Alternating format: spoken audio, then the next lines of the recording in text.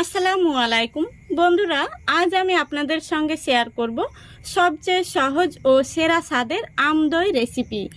এই আমদইটা খেতে এতটাই সুস্বাদু হয়, আপনারা একবার খেলে বারবার খেতে চাইবেন। তো চলুন আজকের এই রেসিপিটা প্রথম থেকে শেষ পর্যন্ত দেখতে থাকুন। আশা করছি আপনাদের ভীষণ ভালো লাগবে। আর রেসিপিটা ভালো লাগলে অবশ্যই লাইক, কমেন্ট, শেয়ার করতে ভুলবেন না এবং চ্যানেলটিকে সাবস্ক্রাইব করে রাখার অনুরোধ রইল। তাহলে চলুন শুরু করা যাক। তো বন্ধুরা, আমদই বানানোর জন্য আমাদের এখানে মেন উপকরণ লাগবে দই বীজ। তো এখানে আমি একটি বাটি নিয়ে নিচ্ছি আর একটি ছাঁকনি নিয়ে নিচ্ছি। তারপরে এখানে আমি দেখুন ঘরে পাতা মিষ্টি দই নিয়ে নিচ্ছি 2 চামচ। এই দইটা আমি বাড়িতে বানিয়েছি। তো এখানে খুব বেশি দইয়ের প্রয়োজন পড়বে না, এখানে আমি 2 চা চামচ পরিমাণে এই মিষ্টি দইটা নিয়ে নিলাম। তো এটাকে আমি এখন একটা সাইডে সরিয়ে রাখছি জল ঝরানোর জন্য। এবার আমি এখানে নিয়েছি একটি পাকা আম। তো আমটা আমি একটু মোটা সাইজের নিয়েছি। এখন আমি আমটাকে কেটে আমের শাঁসটা বের করে নেব।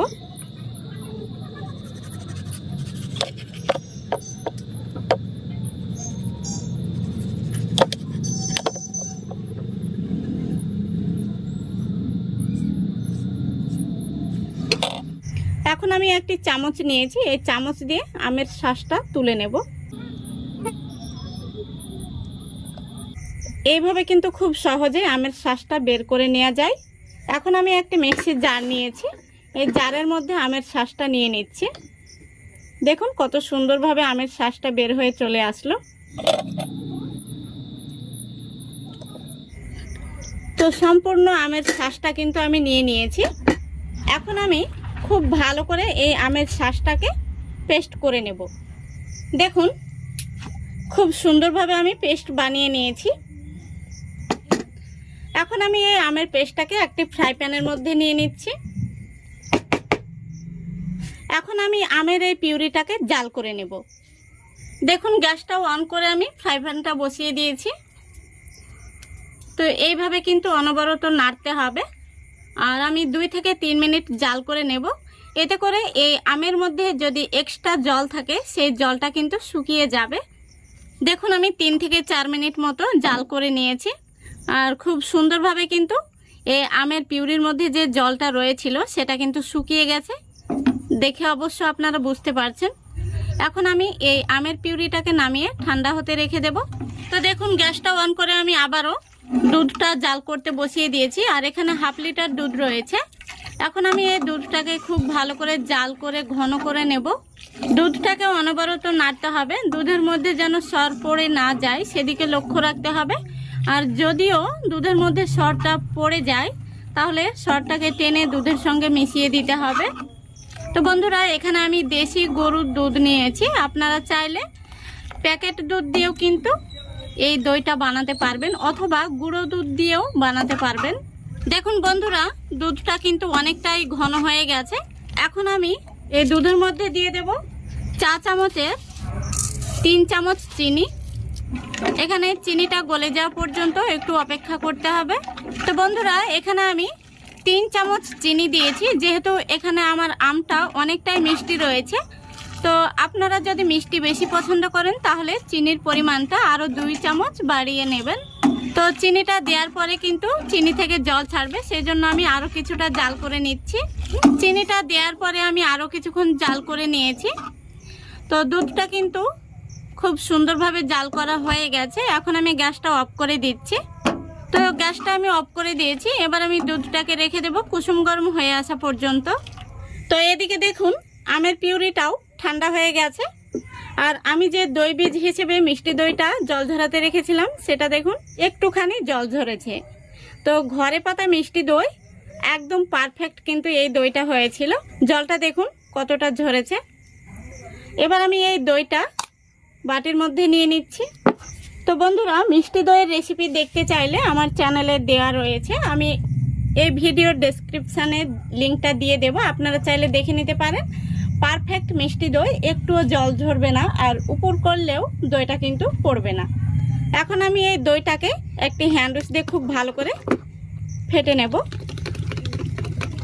দেখুন দইটাকে আমি খুব ভালো করে ফেটে নিয়েছি। এখন আমি এই দইয়ের মধ্যে আমের যে পিউরিটা জাল করে রেখেছি সেই পিউরিটা দিয়ে দেব। এবার আমের এই পিউরি আর দই একসঙ্গে আমি হ্যান্ড উইচ দিয়ে খুব ভালো করে মিক্স করে নেব। দেখতেই পাচ্ছেন খুব সুন্দর একটি কিন্তু কালার এসছে। তো খুব ভালো করে আমের পিউরি আর দইটাকে মিক্স করে নিতে হবে, কোনো রকম যেন দলা পেকে না থাকে সেদিকে লক্ষ্য রাখতে হবে। দেখুন খুব সুন্দরভাবে কিন্তু মিক্স করা হয়ে গেছে। এখন আমি এটাকে একটা সাইডে সরিয়ে রাখছি। এখন আমি দুধটাকে দেখে নেব কুসুম গরম পর্যায়ে এসছে কিনা। এখনো কিন্তু গরম রয়েছে। দুধটাকে এইভাবে নাড়াচাড়া করে আরও একটু ঠান্ডা করে নিতে হবে। তো বন্ধুরা, খুব বেশি ঠান্ডা হয়ে গেলেও কিন্তু দইটা ভালো জমবে না, অথবা খুব বেশি গরম থাকলেও দইটা ভালো জমবে না। তো দুধটাকে কুসুম গরম পর্যায়ে নিয়ে আসতে হবে। দেখুন এখন কিন্তু দুধটা কুসুম গরম পর্যায়ে চলে এসছে। আমি একটি আঙ্গুল ঢুকিয়ে আপনাদের দেখিয়ে দিচ্ছি।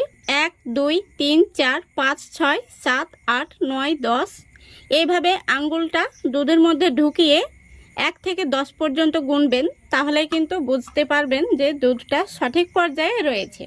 এখন আমি এখান থেকে 1 হাতা পরিমাণে দুধ নিয়ে এই আম দইয়ের মধ্যে কিন্তু দুধটাকে দিয়ে দিচ্ছি।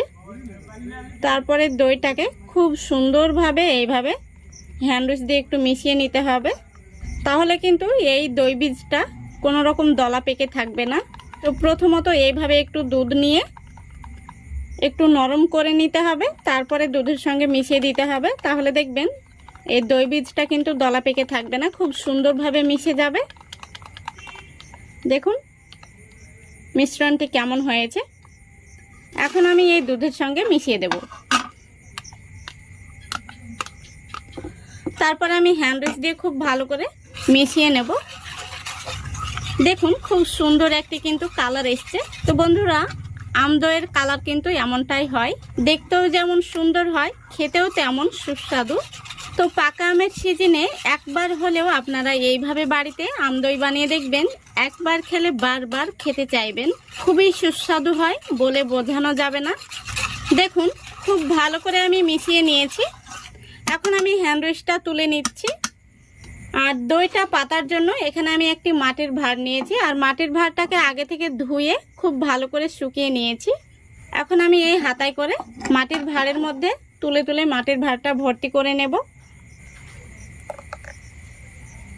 তো দেখুন সম্পূর্ণ দইয়ের মিশ্রণটি আমি মাটির ভাঁড়ে ঢেলে নিয়েছি। আর এখানে হাফ লিটার দুধ থেকে কিন্তু হাফ কেজি এখানে আম দই তৈরি হবে। তো এখন আমি উপর থেকে একটি পেপার দিয়ে দিচ্ছি, তারপরে আমি একটি প্লাস্টিক দিয়ে বেঁধে দিচ্ছি। দেখুন আমি খুব সুন্দর করে প্লাস্টিক দিয়ে আটকে দিয়েছি। এখন আমি এই মাটির ভাঁড়টাকে ঘরের এক কোণে যে কোনো গরম জায়গায় তোয়ালে চাপা দিয়ে ঢাকা দিয়ে রেখে দেব সারা রাতের জন্য। আমি সকালবেলা ফিরে এসে দেখাবো এই আম দইটা কেমন হয়েছে। তো বন্ধুরা, সকালবেলা চলে এসেছি আম দইটা নিয়ে। তো এখন আমি এই আম দইটা খুলে দেখাবো কেমন বসেছে। তো দইটা বসার পরে আমি নর্মাল ফ্রিজে 30 মিনিটের জন্য রেখেছিলাম। দেখুন দইটা কত সুন্দর হয়েছে, দেখেই কিন্তু মন ভরে যাচ্ছে।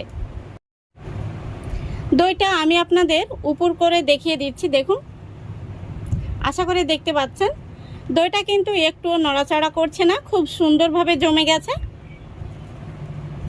এখন আমি দইটা আপনাদের কেটেও দেখিয়ে দিচ্ছি কত সুন্দর হয়েছে। দেখুন দইয়ের ভেতরটা দেখুন কত সুন্দরভাবে জমেছে, একদম পারফেক্ট তৈরি হয়েছে। তো আশা করছি আজকের এই রেসিপিটা আপনাদের ভালো লেগেছে। ভালো লাগলে অবশ্যই লাইক কমেন্ট শেয়ার করে দেবেন এবং চ্যানেলটিকে সাবস্ক্রাইব করে অল নোটিফিকেশানটি অন করে সঙ্গে থাকবেন। দেখুন কত সুন্দর হয়েছে। তো আমার এই রেসিপিটা ফলো করে বাড়িতে বানিয়ে দেখবেন, পারফেক্ট আম দই তৈরি হবে। তো আজকের মতো এখানেই বিদায় নিচ্ছি। সবাই ভালো থাকবেন, সুস্থ থাকবেন। খোদা হাফেজ।